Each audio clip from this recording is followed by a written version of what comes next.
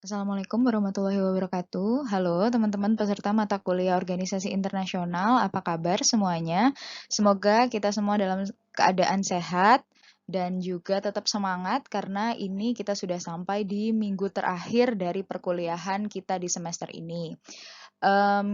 Kita akan membahas terkait dengan global governance. Jadi, meeting terakhir ini merupakan wrapping up atau kesimpulan dari meeting-meeting kita sebelumnya, dan juga diharapkan di meeting terakhir ini adalah basis atau landasan buat teman-teman yang nantinya di semester depan akan mengambil mata kuliah tata kelola global. So, this is a meeting that will bridge our lecture from international organization to the next chapter, which is called the global governance subject. So, kita mulai diskusinya terkait dengan global governance. Diskusi terkait dengan global governance tidak lepas dari evaluasi terkait organisasi internasional. So, when people try to evaluate the international organization, they come to a conclusion that the world needs more comprehensive cooperation, which is more than just international organization. Nah, dalam hal ini kita pelajari lagi apa yang disebut dengan organisasi internasional dengan prinsip-prinsip organizingnya. Jadi di awal sekali perkuliahan kita sudah belajar terkait bagaimana idealis dan juga realism memandang international organization ini. So, at the very first meeting of international organization subject, we have already learned about how the international relations theory see about international organization. From the left side, we can see that there is an idealist perspective. Perspektif idealis ini merupakan cara pandang di mana organisasi internasional dilihat sebagai sesuatu yang memungkinkan. So the cooperation between states from the idealist people was possible because they think that misunderstanding and misperception were the reason why the cooperation failed. Jadi bukan karena adanya status kenegaraan yang membuat kerjasama itu gagal, tetapi adanya ketidaksinkronan atau rasa saling tidak mampu mengerti satu sama lain yang menjadikan kerjasama itu gagal. On the other hand, we can see here that there is a realism perspective, which states that countries are driven to pursue their advantage at the cost of other states. Jadi di sini negara sebagai sebuah aktor, state as an actor, try to get more advantage and let the other state tend to lose their interest. Nah, di sini kemudian realisme berpendapat bahwa setiap kepentingan negara itu lebih bisa dicapai dengan cara unilateral daripada melakukan kerjasama. So, from realism, since they try to pursue their interest and they prefer to do it unilaterally, they try to tell the world that international organization for realism people is almost impossible. Nah, di sini international organization itu maksudnya adalah berupaya atau bertujuan untuk melakukan kerjasama dan itu di luar konteks perang sehingga tujuan akhir dari international organization ini diharapkan menjadikan sebuah tatanan dunia yang lebih stabil dan juga peaceful. So at the very basic, international organization is actually having aim to create a peaceful and stable world. So in this case, international organization emphasize what so-called cooperation, negotiation, and also diplomacy. But its role is limited to the reality of hegemonic leadership behind international organization. In other words, this hegemonic leadership may inhibit how the international organization play its role in international world. Nah, ini merupakan tantangan-tantangan bagaimana kemudian organisasi internasional harus hadapi. Jadi setelah adanya evaluasi terkait dengan tujuan utama adanya organisasi internasional, kemudian organisasi internasional berjalan sedemikian jauh dan isu-isunya juga mulai baru, maka ada yang namanya evaluasi terkait dengan hasil dari kerja organisasi internasional ini. Dan ini kita bisa memetakan ya, recently we have some challenges for international organization integrity. Yang pertama adalah volatilitas dari nilai tukar terhadap dolar. Jadi memang hal-hal yang berkaitan dengan ekonomi itu pasti akan mempengaruhi kerjasama antar negara, dan itu juga akan mempengaruhi bagaimana negara bisa saling berkomunikasi dalam sebuah organisasi internasional. So the volatility of exchange rates give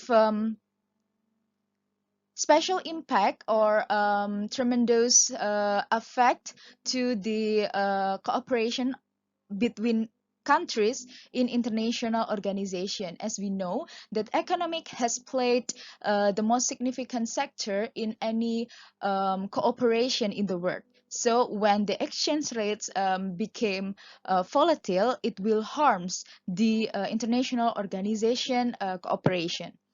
Nah, kemudian yang kedua adalah tantangan terkait dengan lingkungan. Sebagaimana isu-isu lingkungan, global warming, climate change itu sudah naik ke permukaan. Ini pada satu masa bisa menimbulkan permasalahan terkait dengan integritas dari organisasi internasional tersebut. Kenapa? Karena lingkungan ini dia memang sifatnya tidak bisa dibatasi oleh negara. Ada hal-hal yang berkaitan dengan kerusakan lingkungan tapi dampaknya itu transborder. So the challenge of environment at some points when it only happens in one state, the effect can also influence the other states. So it will affect the trust between states which are within the specific international organization. So the challenge of environmental issue can affect the transborder relation between countries. Kemudian yang terakhir adalah permasalahan terkait dengan ketimpangan yang ada di dunia berkaitan dengan hutang. Jadi adanya krisis hutang dari negara-negara berkembang itu berakibat pada adanya kesenjangan antara negara-negara maju dan juga negara-negara berkembang, dan itu mempengaruhi bagaimana kemudian negara-negara ini mampu mengambil keputusan dalam organisasi internasional. So the third challenge for the international organization integrity is actually the structure of international relations. We have already known that the debt crisis burden the developing countries and cause high inflation in their countries. So this caused or affect how they negotiate or how they cooperate within an international organization. As the people have already evaluated how international organization progress, muncul yang namanya ide global governance. So the idea of global governance emerged when some people sees that international organization was too formal and it faces lots of problems that cannot be solved. This idea of global governance dilihat sebagai adanya upaya untuk mengubah atau mengembangkan tatanan dunia yang sifatnya lebih inklusif, tidak hanya melibatkan aktor negara. We can see here that the idea of global governance emerged because the first one is international organization had been too ambitious and too explicitly linked to the American hegemony. It is related with the realism perspective in which international relation cannot establish cannot be established without any hegemonic country. Jadi ada ide-ide terkait dengan negara yang mampu menyokong organisasi internasional, dan ini mengakibatkan adanya ketimpangan yang semakin tinggi, semakin lebar di antara negara-negara anggota. Ini pada akhirnya bukan dianggap sebagai kerjasama, karena ketika terjadi hegemoni, maka organisasi internasional itu akan bertindak sebagai forum yang tidak menyediakan kesetaraan. So, at some points, the idea of international organization for some people, they tend to be dominated with several countries, in which it will inhibits the progress of cooperation among the states, and also it highlights the inequality between countries as the member states. Kemudian yang kedua, kemunculan global governance ini muncul dengan adanya tujuan bahwa harus ada inklusivitas, di mana aktor-aktor hubungan internasional itu tidak hanya negara, tetapi juga ada aktor-aktor non-negara yang ternyata bisa mempengaruhi dinamika hubungan internasional. So, the idea of global government emerged when people already have an idea that international relation actor is not only limited to states, but also non-state actors such as private actors or global civil society. So in this term of global governance, they try to include all of the non-state actor as well as the state actor to cooperate and establish a new governance in the world. Nah, ini adalah key institution dari global governance dan juga isu-isunya apa aja. Bisa teman-teman saksikan di layar bahwa di sini key institutionsnya itu tidak hanya menyasar pada aktor-aktor negara. Ada institutional mechanism besides environmental, ada international law di situ, private voluntary organization in which they represent the non-state actor, dan juga sebagai non-state actor ada major international business cooperations. From this key institution, we can see that the global governance idea is not only limited to states actor, but also non-state actors in international relation realm.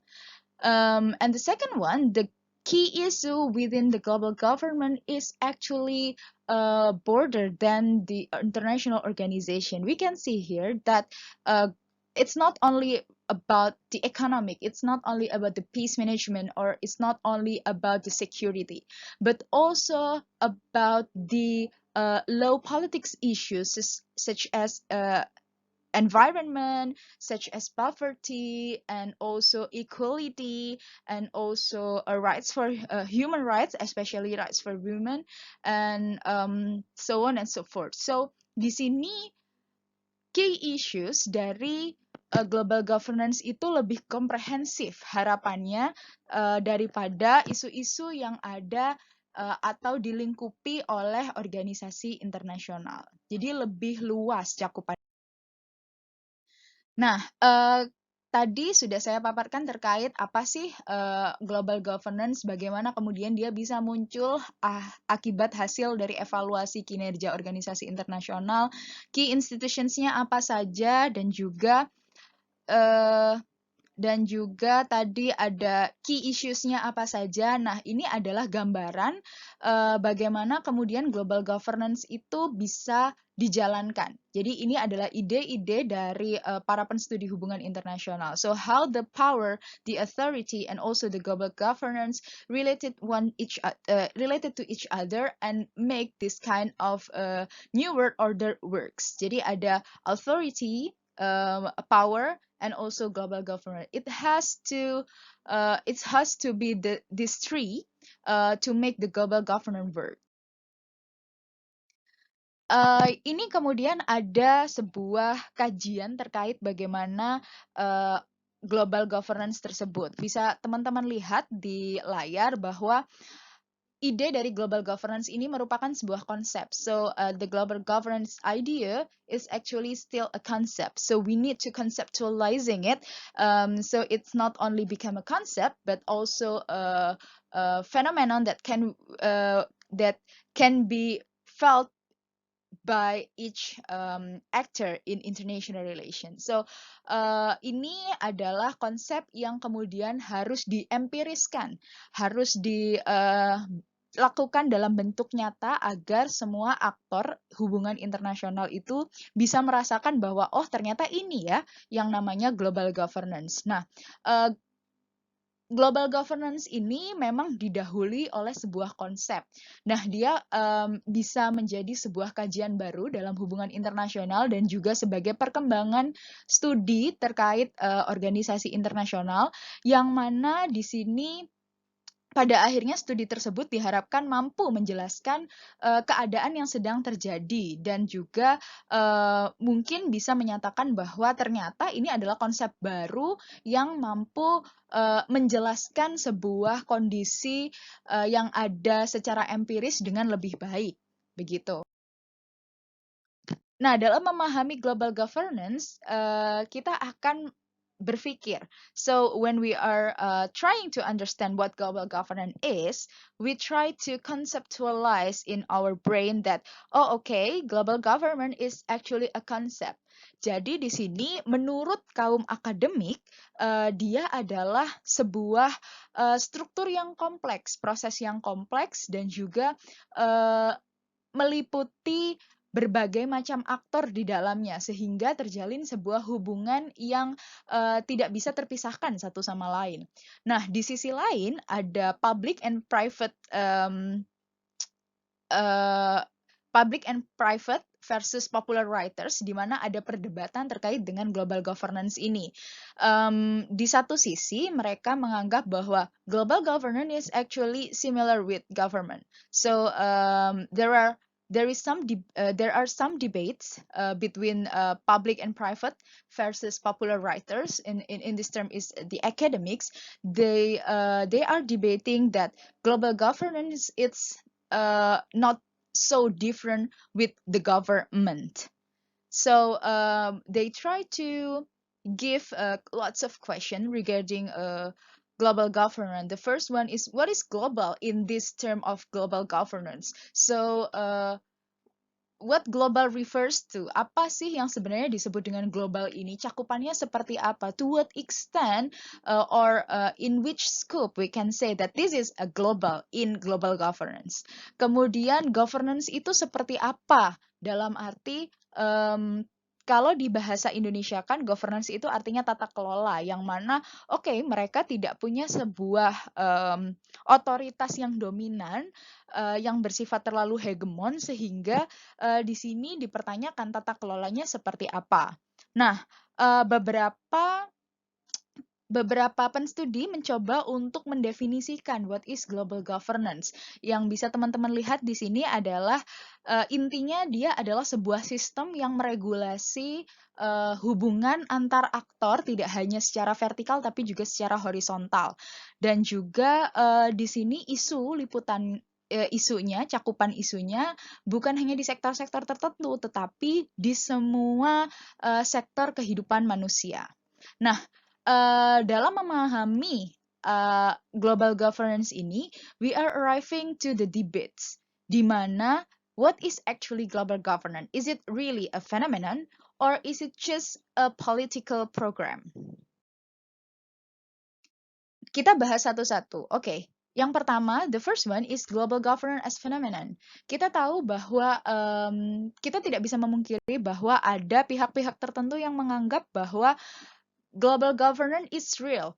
We are now trying to build what's so-called the global governance. So it is not a hoax because we can see it right now. Nah, di sini para penstudi HI cenderung menggunakan term global governance sebagai conceptual reference. Itu tadi yang saya katakan terkait dengan konsep, bagaimana konsep tersebut, konsep global governance ini bisa menjelaskan terkait adanya global social movement, global civil society, adanya hubungan-hubungan antar aktor non-negara secara horizontal, dan itu ternyata memiliki efek terhadap dinamika hubungan internasional.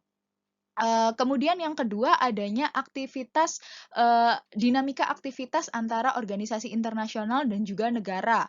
Kemudian ada transnational rulemaking dan juga ada beberapa private authority. Dalam hal ini yang dimaksud dengan private authority adalah bagaimana kemudian ada aktor-aktor privat yang ternyata mereka bisa mempengaruhi kebijakan negara.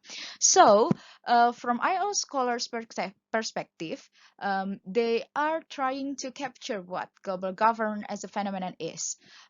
In this case, they argue that there are specific reasons why global governance is now existing. They are saying that there are at least four issues that that can support their argument. The first one is the emergence of global civil society and also how the international organization integrated or having good relations with the states, also the transnational rulemaking and the forms of private activity in which this kind of private activity can influence the state's behavior. Nah, dari situ kemudian pada akhirnya Rosenau memberikan sebuah definisi selaku IR scholar. From this case, Rosenau tried to define what global governance is.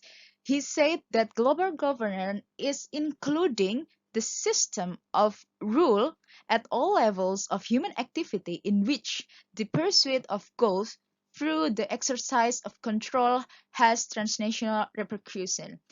And he tried to capture that the global governance is existing through the biggest international organization in the world, which is UN. Why? Because UN at some points, the issue that is coped by the UN system is very broad than any other international organization, and it has special agencies, and also it's sometimes involving the non-state actors to see the global problem or global issue.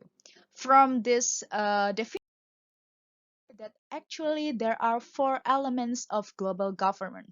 The first one is system of rule.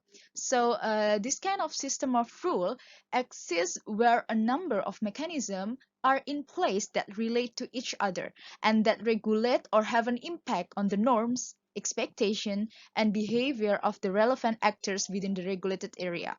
So this kind of system of rule marks that global governance is not only a structure, but is a system which covered all the complex issue in it. The second element is all level of human activities. As I already said before, that global governance not only cover a specific state's issue, but also including the local, subnational, national, international, and transnational control mechanism. Jadi memang isu-isu antar manusia, baik itu high politics maupun low politics, sudah di-cover oleh global governance.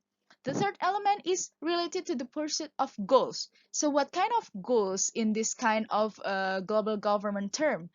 The global governance goals is actually having several aims. We can see it from the short-term goal or also and also long-term goal, yang mana pasti di hasil akhirnya global governance itu diharapkan bisa menjadi sebuah tatanan dunia yang sistematis dan menghapuskan yang namanya struktur sehingga posisi negara ini bisa setara dan juga setiap aktor hubungan internasional memiliki kesempatan yang sama untuk mengakses apa-apa yang dibutuhkannya. Nah, the fourth element is transnational repercussion. Since I already said that the global governance is actually a system of rule, this kind of mechanism, this kind of control mechanism must have transnational repercussions. So dia akan memberikan dampak secara transnasional sehingga masyarakat mampu memahami bahwa ada sebuah tatanan yang mengatur mereka dalam berinteraksi sehingga mereka akan cenderung menjalankan tatanan tersebut atau mekanisme tersebut. So these are the elements of global governance that we can capture. So we have already we can describe what global governance is. Nah, bagaimana kemudian global governance itu dipandang dalam traditional IR theories? Ya, yang pertama adalah bahwa dari strukturalisme kita tahu bahwa negara-negara itu cenderung akan berusaha untuk mendominasi negara lain. Di satu sisi, global governance itu ingin menghilangkan adanya dominasi tersebut. So, the first traditional international relations theory tend to see that the world is full of states trying to dominate others, and in this case, global governance over non-hierarchical position of state and non-state actors. So both state and non-state actor in international relation have the same position, equal position. The second one is when there is a separation of international and national level, global governance explain all multi-level system. Jadi memang menurut teori-teori HI yang sudah mapan ada perbedaan. Oh, ini adalah isu-isu level nasional yang harus diputuskan oleh pemerintah pusat. Ini adalah isu-isu lokal. But when it comes to a specific issue that having effect to the transborder area, we can see that global governance has to cope with it, has to be there to solve the problem. So in this case, global governance explains all multi-level system. Kemudian yang ketiga, when the IR concept is colored by the struggle of power, global governance aims for coherence of horizontal process of self-coordination.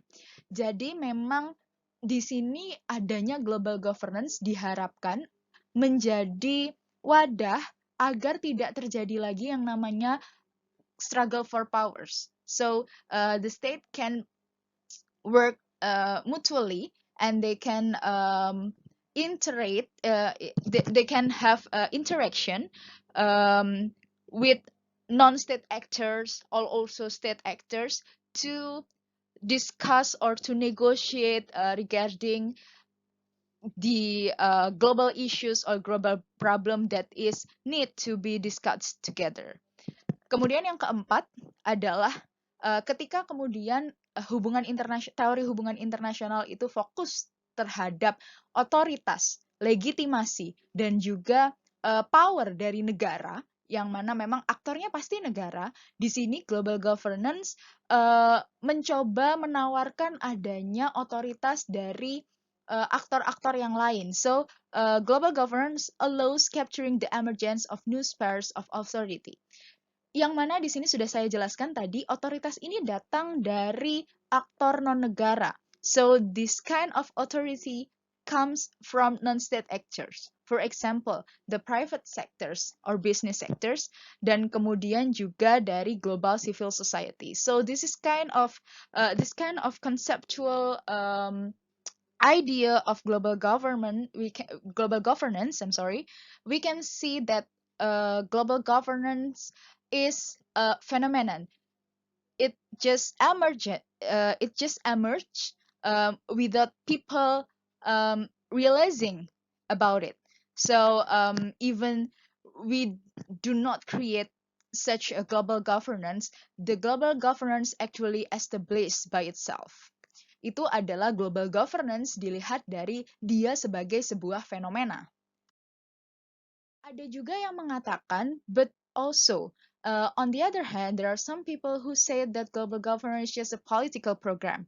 Yang pertama, dia adalah political concept. So, global governance is a political concept of about how societies should address the most pressing global problems. Jadi memang kenapa ada global governance? So the idea of global governance for some people that think that global governance as a political program is okay, there is a problem, there is international problem, there is a global problem or global issues. It is needed to it needs to be addressed by all of the international relations actors. So we need to create a system.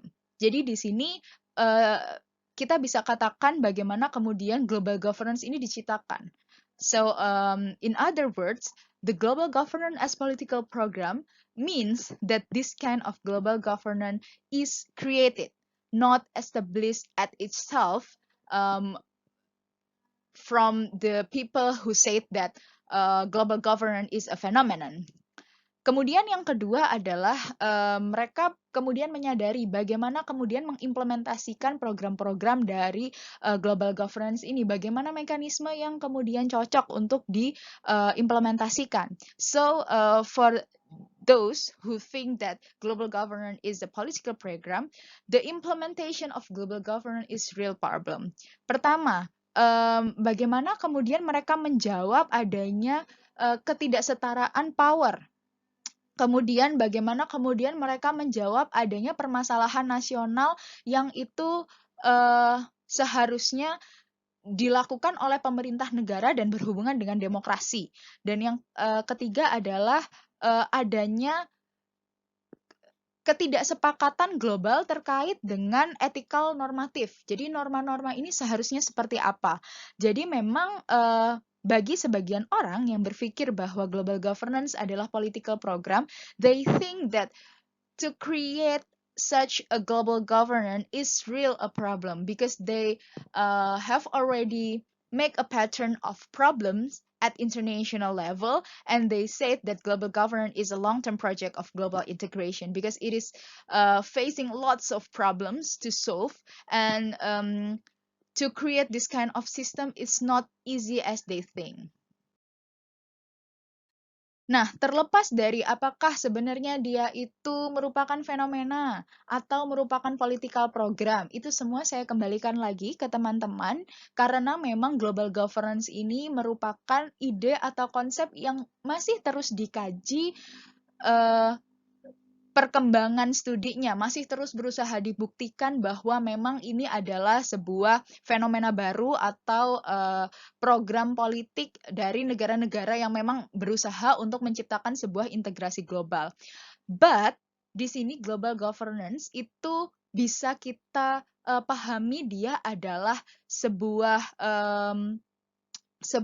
aspirasi dari masyarakat internasional bahwa kita semua itu membutuhkan yang namanya kesatuan atau harmonisasi sikap terhadap problem-problem yang ada di level global. Perlu diingat bahwa global governance combines the two words. On one hand, there is a global, and on the other hand, there is governance. And these two address a more complex concept rather than just international politics. Kita tahu bahwa international politics is always dominated by high politic issues, which already covered the state actors to do something regarding this kind of issues.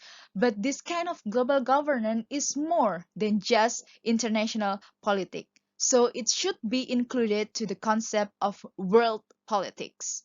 Jadi di sini perbedaan antara international politics dan world politics adalah dari term international itu sendiri, di mana international politics itu cenderung merujuk pada isu-isu yang berhubungan dengan aktor negara.